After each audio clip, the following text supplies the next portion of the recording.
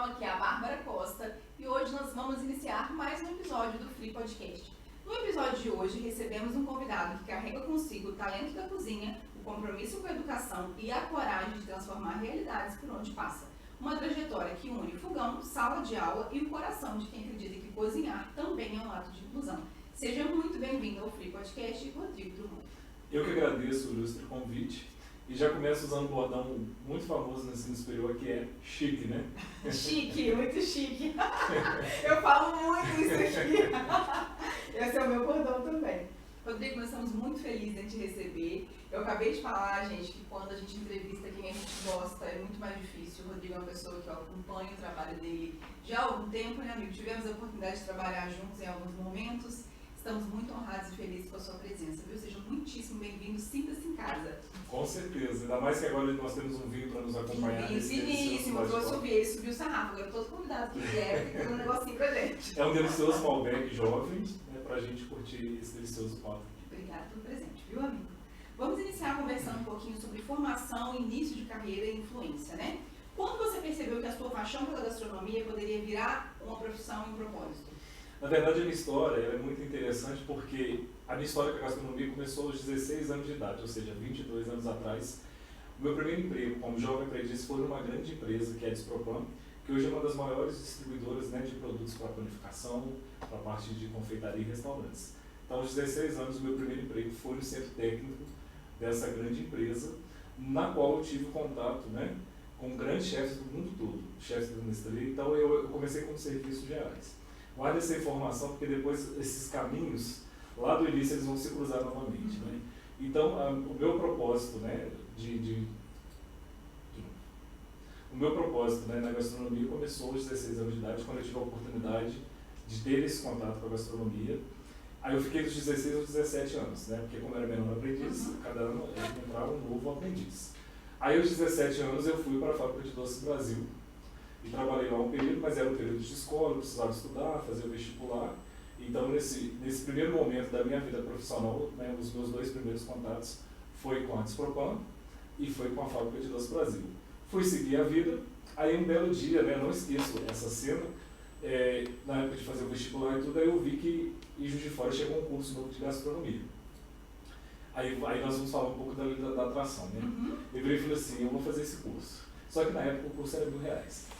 Há 15 anos atrás, R$1.000 era o meu salário praticamente todo, né? Mas quando eu olhei a propaganda, eu falei assim, eu vou fazer esse curso. Aí fui me inscrever no ProUni, que era um programa, né, do governo federal, que faz o financiamento da faculdade. E sabe aquela coisa que você joga assim pro universo, né? Entrego, aceito, confio. E eu lembro que na época, né, esse curso, como era novo na cidade, só existia uma vaga no Brasil. Fiz a minha inscrição, entreguei pro universo, para Deus, e no dia que eu fui ver o resultado, quem tinha passado? Rodrigo Drummond. Então ali começou todo o meu contexto dentro da gastronomia.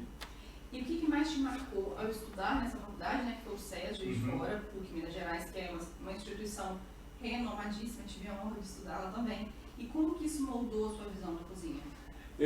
Vindo, né, de uma origem mais humilde, né, de periferia, aluno de escola pública, né, a gastronomia abriu um outro horizonte que eu jamais poderia imaginar que existia. Começo falando do vinho, né? Para mim só existia um tipo de vinho, um vinho suave, né? Então eu passei a conhecer outros tipos de vinhos, outros tipos de uva, a parte de alimentos também, né? Então a gastronomia abriu para mim um novo horizonte de infinitas possibilidades. E qual foi o impacto da formação em administração e qualidade na sua prática como educador e gestor? Sem dúvidas, quando você forma numa faculdade de gastronomia, você tem alguns caminhos a seguir. Grande parte é a parte de cozinha como chefe. E eu sempre me vi mais para o lado da gestão. Então, quando eu me formei lá em 2012, eu falei, se eu não quero ficar na cozinha, eu tenho que ir além de uma formação como gastrônomo, né, do ensino superior, então eu tenho que continuar estudando. E é uma bandeira que eu levanto em todos os meus projetos, que o estudo, né, o conhecimento é poder. Então, foi ele que me permitiu continuar estudando para que eu conseguisse conquistar, né, outros lugares no mercado da gastronomia.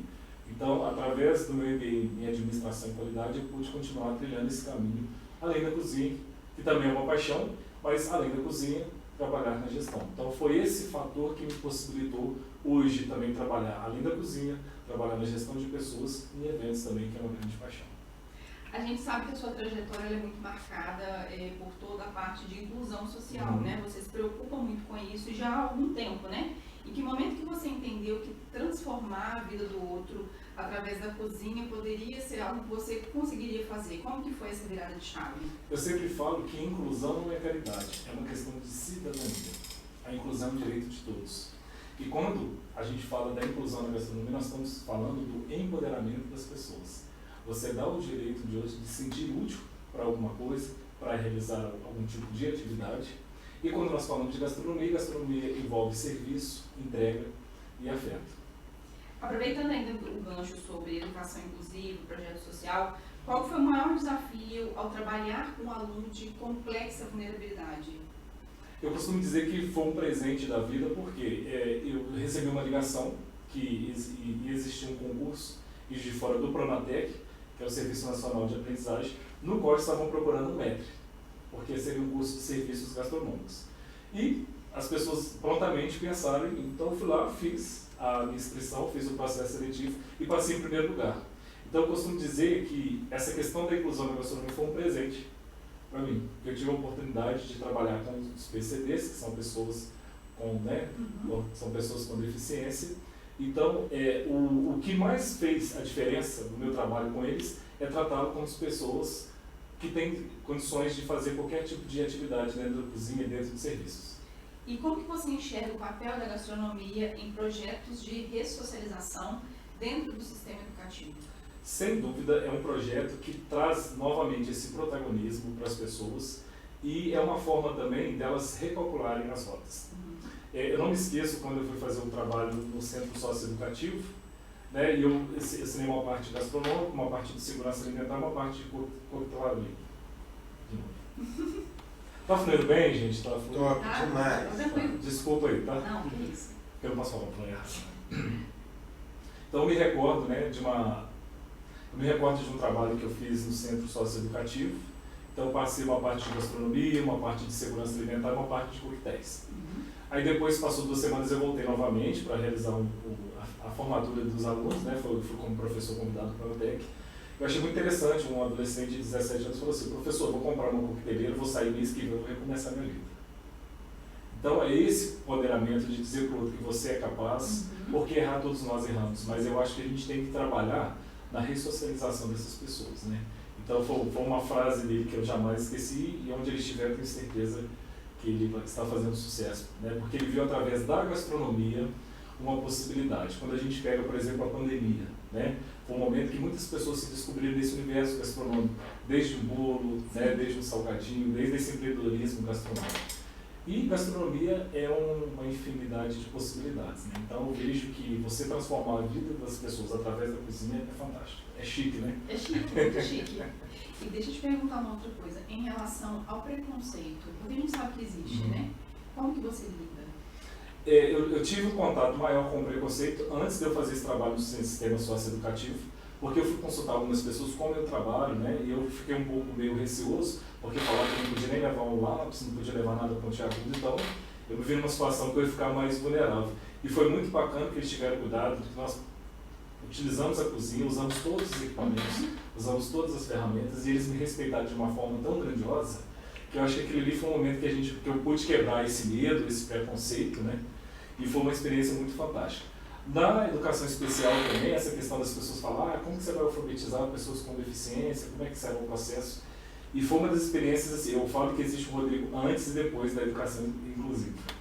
Inclusive, eu quero mandar um beijo, né, para os meus alunos da educação especial, foco no professor. Esse bordão coisa para eles terem atenção em mim. E eu falo para todo mundo, né, existe um Rodrigo antes e depois da inclusão. Perfeito. Tem algum aluno, assim, que ao seu ver, entrou desacreditado e que hoje se destaca no meio da gastronomia? Sim. Porque justamente quando a pessoa entra para a cozinha, geralmente ela tem uma visão muito limitada de muito trabalho, de muito esforço, de não ter às vezes uma remuneração, um retorno financeiro. Né? E na educação especial eu tenho alunos que continuam fazendo cursos, continuam estudando. Aí teve uma época que eu me especializei em Libras, aí tem um aluno que está fazendo Libras, entendeu? E no mercado de trabalho hoje eu tenho a possibilidade de encontrar com alguns profissionais e falar assim: a minha vida mudou porque você me mostrou um novo caminho através da gastronomia. Então, como professor, sem dúvida, é muito chique, né? É muito fantástico. Qual foi o prato mais simbólico que você ensinou alguém a fazer? Além desse, né, que eu falei, desse trabalho no Centro Socioeducativo, né, foi o cupcake que eu ensinei aos alunos da educação especial, porque a partir desse momento eles aprenderam a fazer o processo do bolo, do assamento, e era muito interessante, que eu tinha uma aluna com síndrome de Down e a mãe dela falava: o que você fez com a minha filha? Que ela chega em casa, ela arruma a mesa tudo direitinho, ela coloca as taças no lugar, ela ajuda na cozinha. E ela é uma aluna não verbal, né? Ela não falava, mas ela sentia tudo aquilo que ela estava aprendendo. Então, a gente poder dar uma profissão para alguém através do nosso conhecimento, dessa transmissão de conhecimento, é muito bom. Agora a gente vai entrar no bloco da sua atuação como professor no EAD e também em cursos técnicos, né? Como que foi construir e aplicar disciplinas como cozinha industrial no ensino à distância? Sem dúvida foi um desafio muito grande, mas a Ensine, a faculdade na qual eu dou aula, né? E a Ensine é uma faculdade de gastronomia EAD em parceria com a Despropan. Lembra que eu comecei na Despropan como, né, serviços gerais? Fui investindo nos meus estudos, que é uma coisa que eu falo para os meus alunos, e eu voltei como professor do ensino superior. Muito bacana, né? Muito. Essa virada de chave, né? E eu voltei como professor no EAD. No início era desafiador, mas um dos valores da Ensine é trazer professores que vivem a realidade do mercado. Muito mais do que ele ter o conhecimento acadêmico, é a realidade, né? Então eu procuro trazer nas minhas aulas as minhas realidades, as minhas experiências. Isso faz muita diferença. Eu lembro que na primeira aula que eu falei que o aluno não deve comprar um forno sem testar o produto dele antes, o que eu recebi de alunos: pô, professor, tem razão, eu já gastei muito dinheiro comprando forno, não se adaptou ao meu produto, eu tive que devolver, ou vender, ou perder. Então o aluno vê que é um professor que vive, né, essa realidade. Mesmo. Nós tínhamos uma aluna no interior de Minas Gerais que ela não sabia o que era um ultracongelador, que é um congelador que tem a capacidade, né, de fazer um congelamento mais rápido, aquilo que demoraria 3, 4, 5 horas, às vezes em 1 hora é feito. E ela falou assim: professor, isso mudou minha vida, porque eu não viajava, eu não curtia a vida, porque eu não sabia que eu poderia ter um equipamento que iria fazer esse trabalho. Então são pequenas coisas que a gente traz para o aluno que faz a diferença no negócio dele, né? Então esse retorno dos nossos alunos nos encontros presenciais são muito positivos, né? Porque eu procuro trazer essa realidade mesmo, né?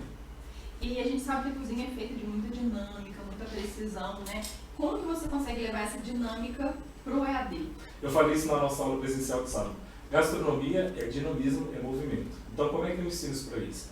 Falando que a cozinha tem as suas divisões de praça. Se nós pensarmos agora numa linha de montagem do McDonald's, tem uma pessoa que corta o pão, tem uma pessoa que coloca, né, é uma linha de produção, tem uma pessoa que coloca alface, para que no final aquilo seja feito de forma rápida, eficiente e padrão. Então esse dinamismo eu ensino para eles através das praças, das divisões, da fluxologia da cozinha que existe, porque a gastronomia é muito além só de cozinhar. Nós, como gastrônomos, nós temos que ter uma visão 360. A gente tem que olhar por prato, imaginar toda uma técnica, todo um contexto, todo um processo. Eu te acompanho nas redes sociais, você é sempre muito antenado em tudo em relação ao mundo da gastronomia, né? Como que você faz para se manter sempre antenado, sempre ligado, sempre atualizado, até mesmo para conseguir passar isso para os seus alunos? Então, eu sou uma pessoa extremamente viciada em inovação.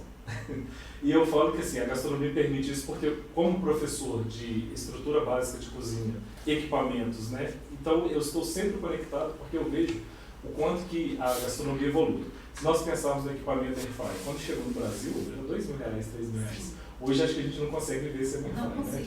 E hoje com R$300 a gente consegue comprar uma Airfryer. Muito boa!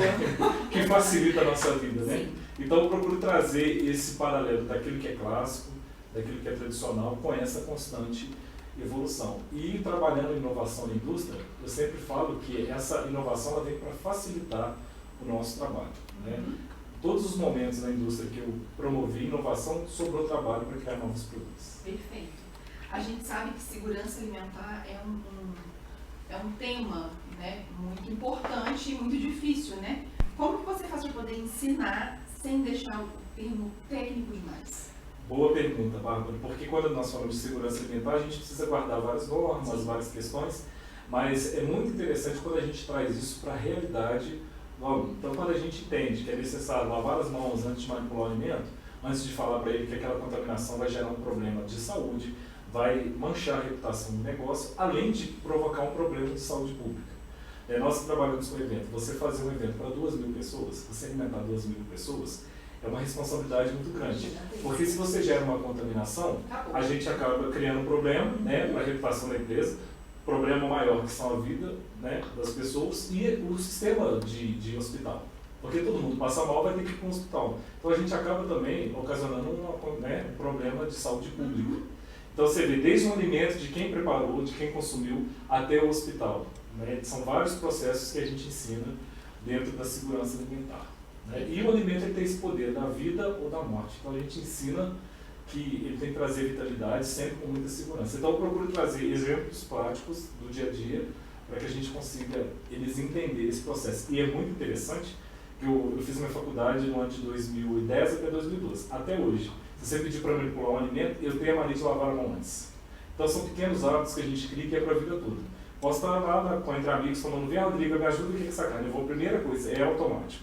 Eu lavo as mãos primeiro, entendeu? E faço essa manipulação. Agora vamos falar de nota máxima do MEC? Chique, né, gente? Chique, muito chique. O que representa para você lecionar em um curso e receber uma nota máxima do MEC? Então, como tudo na minha vida vocês estão acompanhando o desafio, né? Eu comecei no ensino superior no EAD. Faz 2 anos que eu estou na ensino. E para mim também participar de todo esse acompanhamento do curso, que é um curso novo, sim, e nós conseguimos essa nota máxima antes de formar a primeira turma. Então, é muito grandioso isso. E hoje no Brasil são poucos os cursos de gastronomia, tanto presenciais quanto EAD, com nota máxima. Mas o que nos fez conquistar essa nota foi a nossa verdade como instituição, como curso. Então, eu participei de várias comissões do MEC, então eu falei aquilo que foi verdade, aquilo que deveria ser dito, aquilo que deveria ter sido mostrado. Então, quando a gente recebeu a nota, eu fiquei muito feliz. Porque foi um trabalho assim, que não foi fácil. Né? Graças a Deus, nós temos no país 2 instituições que são muito sérias, que é o MEC e a Vigilância Sanitária, que nos protege de muitas coisas. Né? Há pouco nós falamos da questão da segurança. São poucos os países, né? Por exemplo, nas entradas de aeroportos, vários produtos são barrados para que a gente não tenha um tipo de contaminação no nosso país. Então, que bom que nós temos a Vigilância Sanitária, nós temos o MEC, que são instituições públicas, sérias, que sempre vão garantir a qualidade do ensino, né, e a qualidade dos produtos, quando a gente fala da vigilância. Então foi uma experiência muito chique. Parabéns, viu? Para todos vocês, todos envolvidos. Agora, conversando um pouquinho sobre gestão, bastidores e também atuação profissional. Como que a sua passagem na Fábrica de Doces Brasil, eu amo, sou apaixonada, mudou o seu olhar sobre produção em longa escala, né, larga escala? Justamente por ser apaixonado pela inovação, e eu falo para vocês, né? Lá com 17 anos eu comecei como serviços gerais e voltar como gerente de produção foi uma responsabilidade muito grande. E eu fiz essa transição da antiga fábrica para o novo centro de distribuição, no qual existiam milhões de investimento. E era um projeto que não podia dar errado. Né? E eu sempre falo para vocês que existem oportunidades na vida que a gente tem que buscar. Quando eu formei em 2012, eu mandei um WhatsApp para um dos donos. Né? Eu já tinha contato com eles lá atrás. Falei assim, eu acabei de formar, tem emprego para mim? E naquela semana eles estavam precisando, sabe, de que? De um gerente de produção. Então foi a oportunidade que eu tive. Foi o seu momento. Foi o meu momento, né? Aí não foi fácil, porque quando você lida com funcionários com mais de 30 anos de casa, mais de 35 anos de casa, eles vão olhar para um profissional recém-formado, quem é você na fila do pão, né? Mas eu procurei fazer um trabalho bem humanístico, de compreender toda a experiência deles. Então, acho que o que deu certo foi aliar o meu conhecimento técnico, o meu conhecimento teórico, com a experiência deles. Foi um desafio muito bacana. E o que me permitiu fazer essa inovação é muito interessante que na loja antiga, na Marechal Parte Baixa, quando você entra do lado esquerdo, tem uma foto de um salgado ali, que é o bolinho de bacalhau. E eu achei interessante que eles poderiam colocar fatia rosa, todos os outros produtos que têm mais de 80 anos de tradição. E tem uma foto de um produto meu. Então, acho que aquilo foi uma homenagem, uma forma de agradecer. E toda vez que eu posso, eu fico muito orgulhoso. Porque, poxa, quem sou eu na fila do pão para criar uma receita de uma confeitaria, né, que tem mais de 80 anos? Então, ali eu vi que é possível, né? Então, era uma receita que começou com 100 gramas, hoje fazem toneladas desse produto. A Fábrica de Doces Brasil, a gente sabe que a importância dela para a cidade assim, é absurda, né? É um nível assim, quando eu não morava aqui, eu vinha passear, eu tinha que levar alguma coisa, eu tinha que comer alguma coisa. Como que ficou seu coração trabalhando em um lugar tão grande assim, começando lá embaixo, sabe? Quando você olha assim no passado, fala, meu Deus, eu cheguei até aqui. Qual que era a sensação? Primeiramente, era uma responsabilidade muito grande, porque é uma história, né? Quando a gente fala de uma empresa com mais de 70 anos, honrar essa história. Mas é uma empresa que hoje ela tem uma tradição porque ela investe em qualidade. Então, eles não economizam nos ingredientes, eles usam os melhores ingredientes. Eles têm a questão do respeito com os trabalhadores. Então, era essa questão mesmo, né? Independente dos conflitos que poderiam ter, desse conflito geracional, né? Do antigo com o novo, eles respeitam a história de cada um daqueles funcionários que construíram essa história. E é uma empresa inovadora, que está sempre buscando novos produtos. E é muito interessante que quando eu comecei a trazer algum tipo de maquinário, eu falava para os colaboradores, olha só, se o senhor faz isso aqui com 2 horas, agora o senhor vai fazer com meia hora e nós vamos criar o produto. Então eu tive a oportunidade de criar novos produtos a partir do momento que a gente começou a fazer essa automação da indústria. E é muito fantástico, os alunos do ensino superior sabem disso, porque na minha disciplina de cozinha industrial eu voltei lá. Então assim, eu lembro que eu fiquei uma meia hora chorando quando eu voltei lá. Porque quando você pega um projeto do zero, numa construção, e você é parte de toda aquela construção, estive lá durante 5 anos, né? Então eu fiquei muito emocionado e vi hoje que está tudo funcionando da melhor forma, preservando a qualidade e alinhando esse tradicional com o novo, né? Sim. E aí eu estou acompanhando as novidades, agora lançaram novos produtos, então eu fico muito feliz em saber que eu escrevi uma parte desse capítulo. E você também fez parte da Rede Lisboa, né? Sim. O que você aprendeu sobre padronização e eficiência trabalhando lá? Assim que eu saí da Doceria Brasil, eu fui convidado para um novo projeto, né, da Rede Lisboa, e também é uma empresa também. O bom não é à toa. O bom é bom não é à toa. E é bom não é à toa porque é uma empresa também que investe em mão de obra, investe em treinamento. Eu lembro que eu participei de um treinamento antes de entrar na empresa. A gente fez um treinamento com o Master Coach, Renato Couto, que era sobre, né, lidar com o ser humano, lidar com os colaboradores. É um treinamento fantástico de liderança, que me ensinou muita coisa que eu levei para a minha vida como gestor.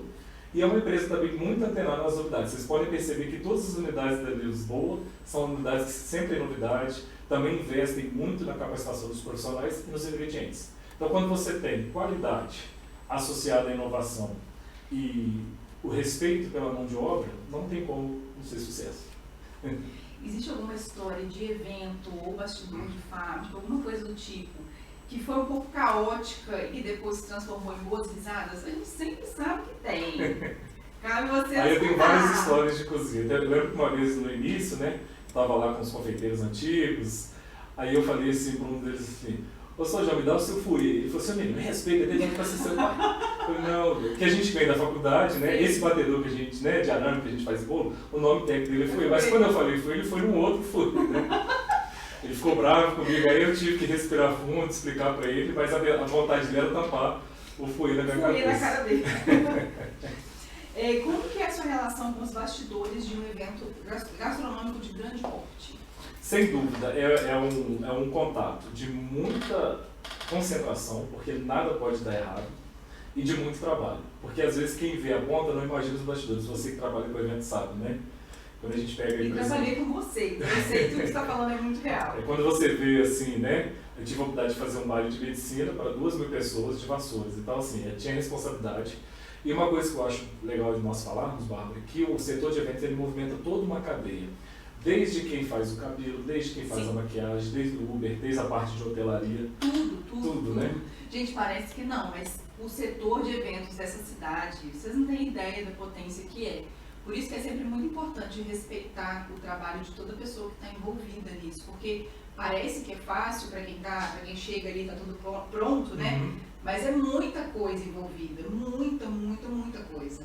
Que às vezes começa numa cozinha, né? Exatamente. Começa na nossa central de produção que faz os bolos, os doces, os salgados. Depois tem o pessoal da logística que chega muito antes de nós para montar. Pessoal da decoração, pessoal da limpeza, segurança, é toda uma cadeia. Sim. Que a gente tem que, né, eu como fico na ponta, que sou a entrega, eu respeito todo, e no entanto, quando eu preciso cobrar, eu falo, eu preciso que cada um faça a sua parte da melhor forma, porque eu que faço a entrega, eu que faço o grande momento. Sim. E eu sempre falo isso. Nós que trabalhamos com eventos, nós trabalhamos com sonhos. E infelizmente a gente não pode errar, a gente tem que dar o nosso melhor. É aquele dia e nunca mais. Nunca mais, né? Então, desde uma festa de um ano, desde uma formatura de medicina, desde o casamento, não importa a tipologia do evento. Nós temos que fazer com todo o nosso profissionalismo, com todo o nosso carinho. Quem trabalha comigo sabe disso, que a gente só pode fazer uma vez, né? Sim.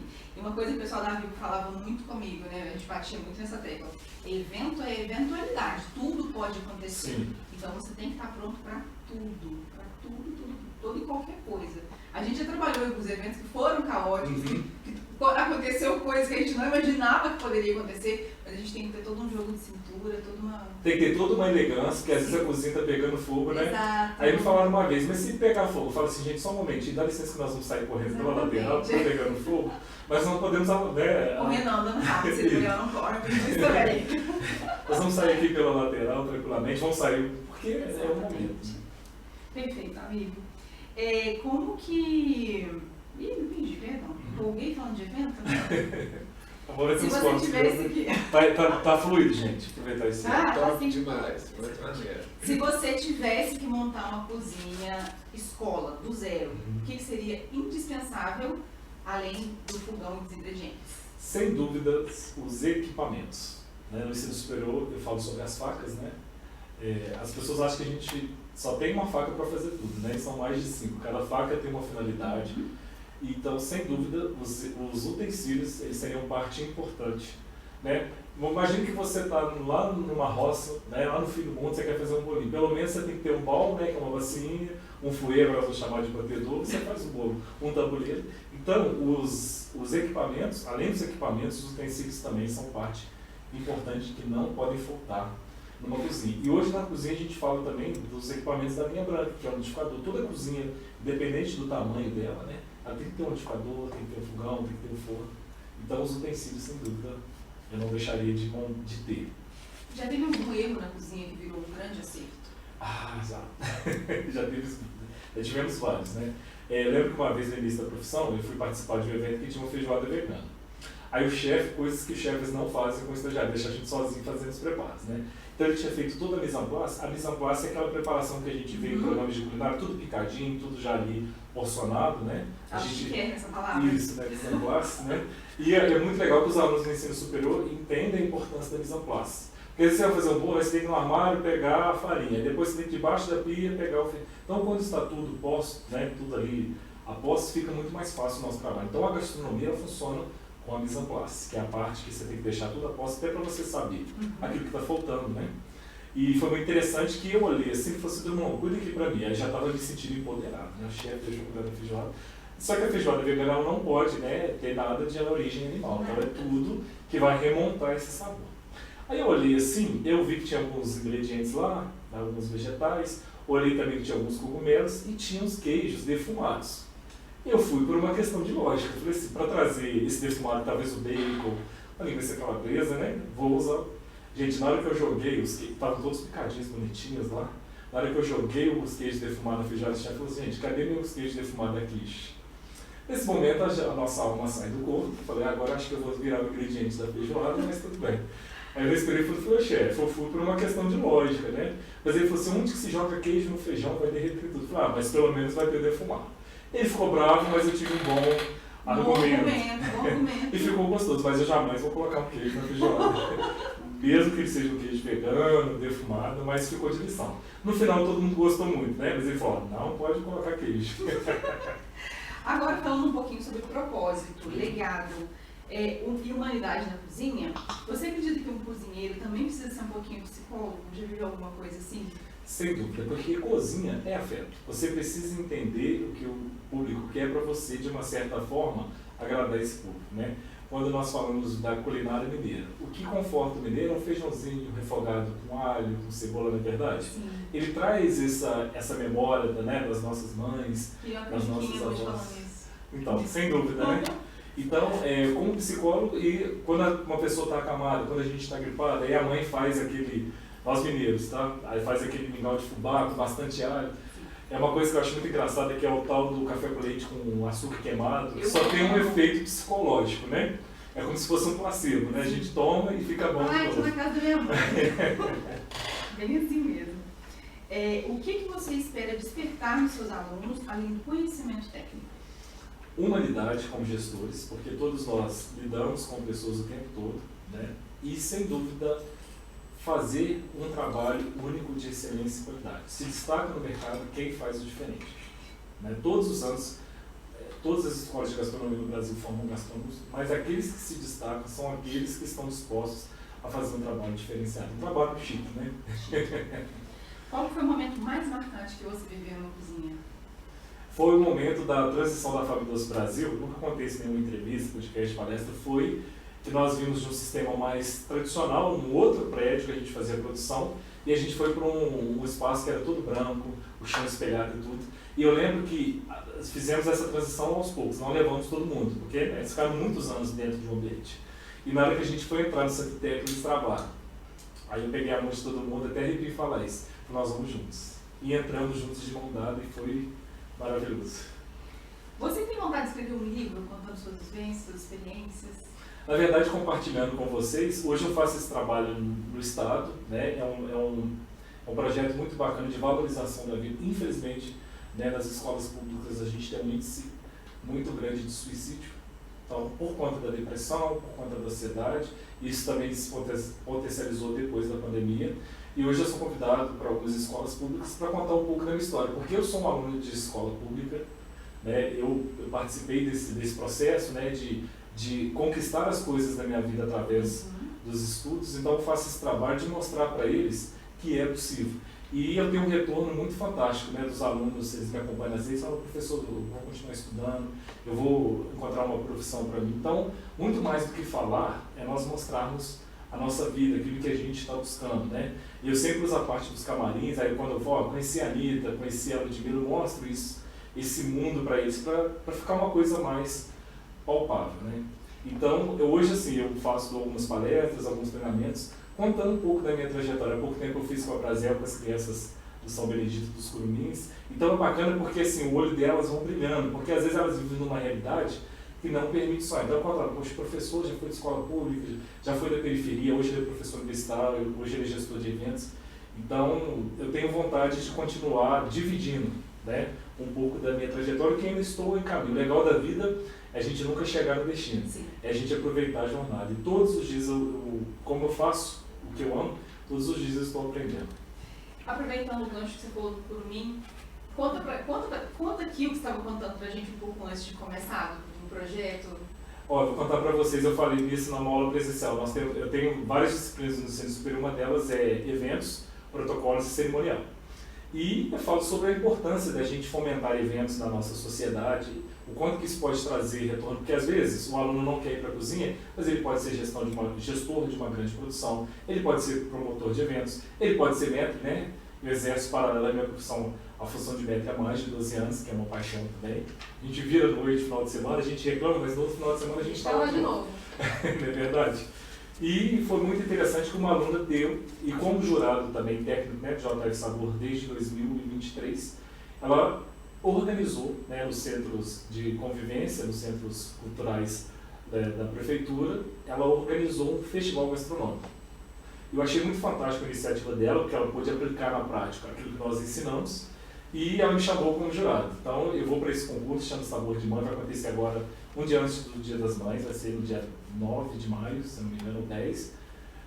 E eu vou estar lá com o maior carinho. Ela falou que o pessoal estava, quando divulgar os jurados, o pessoal ficou com medo. Mas nós estamos indo com muito carinho para realmente descobrir esse sabor de mãe. E é uma coisa que eu gosto, né? Eu estou ali no meio acadêmico, no meio social, mas a periferia é uma coisa também que encanta a minha vida, né? Encanta o meu coração. Estar ali com a comunidade, né? Ver o que eles têm para oferecer, isso é muito bom. Teve algum momento que você parou e pensou assim, é por isso que eu faço tudo isso?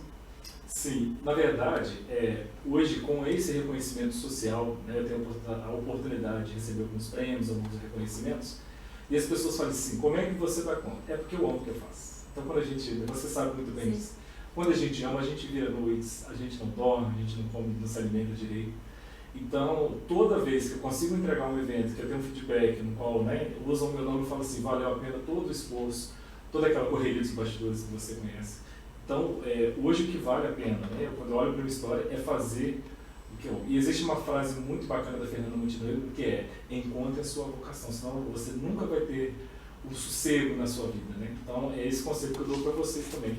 Não importa a sua profissão, a área que você escolher, ou a área que você atua, mas procura o norte. E é muito engraçado, porque nesses anos, né, de tradição na gastronomia, hoje eu vejo quantos médicos, quantos engenheiros, quantos advogados se descobriram na gastronomia. Porque a gastronomia, como eu falei no início, é esse universo que abraça todos. Independente da sua escolaridade, independente da sua formação. Como que você enxerga o futuro da gastronomia popular no Brasil? Falando um pouco do cenário brasileiro, né? Nós temos hoje uma das gastronomias mais reconhecidas mundialmente. Não vou puxar a sardinha, mas a mineira é uma gastronomia reconhecida mundialmente. E falando um pouco dos vinhos, né? Hoje nós temos vinhos premiados no mundo todo.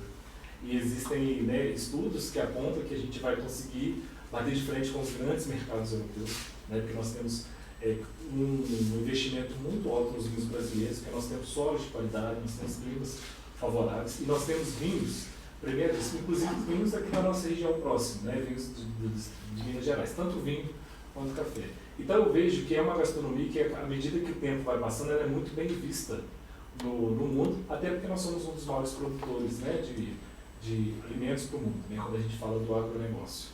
Então eu vejo que é um futuro muito bacana, muito promissor, tanto na parte gastronômica quanto na parte de vinhos, e a gente tem que investir muito no nosso terroir, né, no nosso Brasil. Perfeito, amei a resposta. Agora, fugindo um pouquinho assim, do que a gente está aqui no nosso protocolo, eu nunca te vi desalinhado. Todas as vezes que eu te encontrei, não foram poucas, você está sempre muito alinhado, muito bem vestido. Você acha que isso também tem a ver com as suas profissões?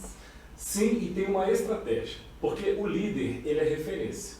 Se você chega no evento, o líder está todo descabelado, todo desarrumado, suado, você mostra para as pessoas que tem alguma coisa ali que não está muito alinhada. Então existe uma questão que eu gosto de me sentir bem, arrumado, alinhado, e é uma coisa que eu ensino também, né?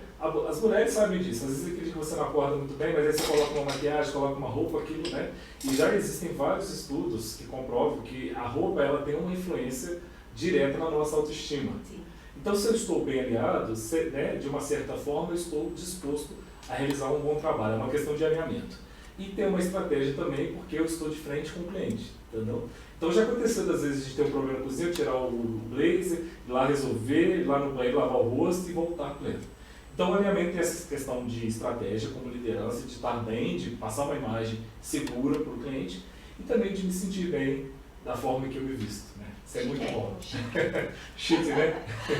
Qual que é o legado que você quer deixar para quem cruza o seu caminho da gastronomia? Que vale a pena a gente fazer aquilo que a gente ama e que vale a pena a gente lutar pelos sonhos. Eu comecei na Doceria Brasil como serviços gerais, voltei como gerente geral de produção. Eu comecei na Despropan como serviços gerais e voltei como professor universitário, porque a faculdade, né, é uma parceria da E5 com a Despropan. Então, todos os caminhos que eu trilhei na minha vida foi acreditando no meu potencial. Não foi ter sido aluno de escola pública que me limitou, não ter sido bolsista integral que me limitou, mas eu sempre acredito no meu potencial. E uma coisa que eu sempre falo, estudo nunca ocupa espaço na nossa mente. Então, se você define uma área que você vai trilhar, estude sobre aquilo, seja fera naquilo. Porque quando você é fera naquilo que você faz, sempre vai existir um espaço para você no mercado. Perfeito. Conta pra gente um pouquinho sobre a moção de aplauso que você recebeu voltada à inclusão. Na verdade, foi uma surpresa receber um comunicado da Prefeitura, porque quando eu comecei com esse trabalho de inclusão, era um trabalho do Pronatec e do Governo Federal.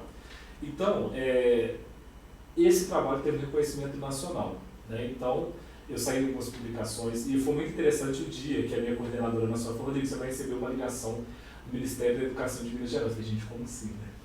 Vou receber. Aí eu recebi a ligação, dei uma entrevista falando sobre o trabalho. E foi um presente, né, igual eu falei, com essa questão da inclusão, da educação especial, esse reconhecimento, porque eu nunca tinha tido esse contato. Mas eu fui com muito amor, fui com muito carinho e fui com muita vontade de fazer dar certo, né? E a psicóloga falou assim: Rodrigo, é impressionante, porque você é um profissional que nunca trabalhou com educação especial, mas você lida com eles de tete a tete, como pessoas comuns. Então eu acho que isso foi o segredo. Né? E era muito interessante que à medida que as aulas foram acontecendo, eles já iam mais alinhados. Então os meninos iam de blusa social, iam de blazer. Então você vê o poder da influência do líder, né, o poder da influência do professor sobre a vida dessas pessoas. Como que você equilibra o sucesso profissional com a sensibilidade que o seu trabalho te exige? Vamos lá, eu sou da seguinte teoria: hoje a gente não consegue muito desvincular a nossa vida profissional com a nossa vida pessoal, nós somos um todo. Sim. Por isso que a gente precisa ter equilíbrio em todas as áreas. Falo com todos os nossos colaboradores: você pode ter o maior problema do mundo na sua vida, mas a partir do momento que você chega para trabalhar, a gente tem que pensar nos outros, principalmente eventos, né? Todo mundo sabe que na fase terminal do câncer do meu pai, eu ia para lá chorando, mas eu lavava o rosto, porque eu tinha medo de voltar do evento e não encontrar mais ele. Mas uma vez antes de partir, ele falou assim, filho, essa é a sua missão. Então eu ia com a maior tranquilidade, sabendo que se um dia eu voltasse, não pudesse encontrar, eu estaria no lugar que eu precisava estar, fazendo aquilo que eu amo. E ele me criou para isso. Então isso sempre foi o meu maior motivador.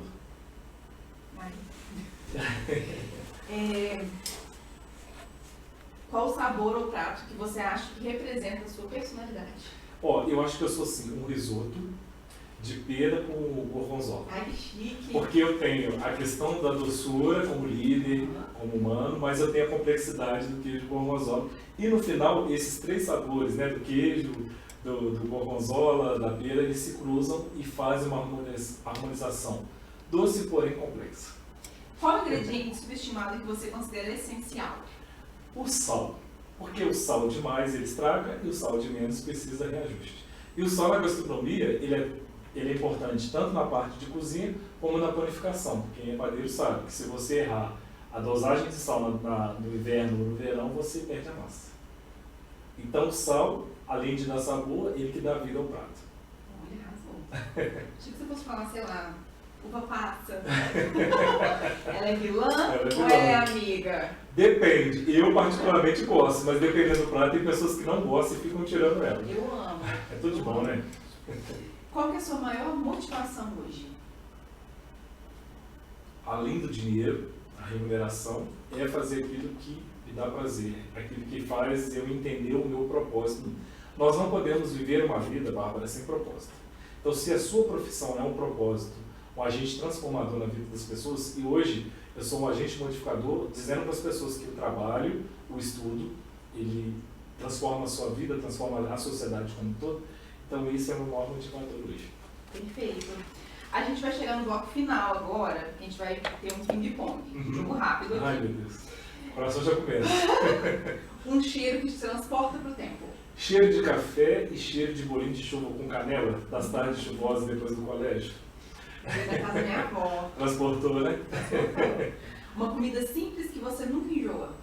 Frango com quiabo. Porque as pessoas olham pra mim e acham que vou falar camarão, lagosta, não, mas eu amo um franguinho com quiabo mineiro, é tudo de bom. Com anguzinho, vou falar isso agora, com anguzinho do lado. O feijão lado. vermelho é bom demais, né? Quem é mineiro sabe. Um erro de cozinha que virou acerto? O erro de cozinha que virou acerto foi esse, né? De ter colocado os queijos defumados, e no final deu certo, mas nunca mais eu faço isso. Uma música que combina com o dia de produção? Crazy Love, da Beyoncé. Sempre, sempre. Um prato que você nunca teve coragem de fazer? Buchada de bode. Nenhum preconceito com a gastronomia nordestina, mas esse negócio de mexer com as entranhas ali... Um chefe que você convidaria para uma aula sua? Alex Atala. Ele, sem dúvidas, é um profissional que eu tive vontade de conhecer. Ele já foi eleito um dos melhores do mundo e ele fala que antes de nós sermos chefes, nós somos cozinheiros. Você convidaria o Jacan? Eu amo o Jacan. Jacan também convidaria, com vinho, né? Eu também convidaria, é um grande profissional. Eu amo o Jacan. Adoro pesadelo na cozinha. Amigo, chegou ao fim do nosso bate-papo. Foi muito rápido, foi muito gostoso.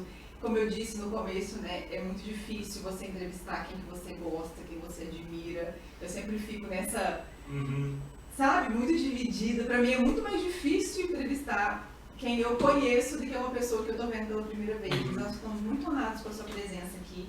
Deixa suas redes sociais pro pessoal te seguir. É @DrummondR. Tudo junto, e vai ser um prazer recebê-los lá. Lá eu compartilho um pouco da minha rotina, tem um pouquinho de meme também para não ficar muito bom, nosso conteúdo excelente. E sem dúvida vai ser um prazer recebê-los lá. E eu que agradeço esse honroso convite, foi muito bom. Muito obrigada por ter vindo. As portas estão abertas para quando você quiser voltar, contar novas experiências, novos pratos, falar de novas coisas. Vem um dia cozinhar com a gente. Ai, quem sabe, vem trazer um vinho, a gente fazer um prato aqui bacana, vai ser fantástico. Vai ser tudo, não vai? Vai ser chique, né? Vai ser chique. Pessoal, chegamos ao fim de mais um episódio. Muito obrigada por quem ficou até aqui. Não esquece de seguir a gente, por favor, ative as notificações e até o próximo episódio. Um beijo. Até a próxima.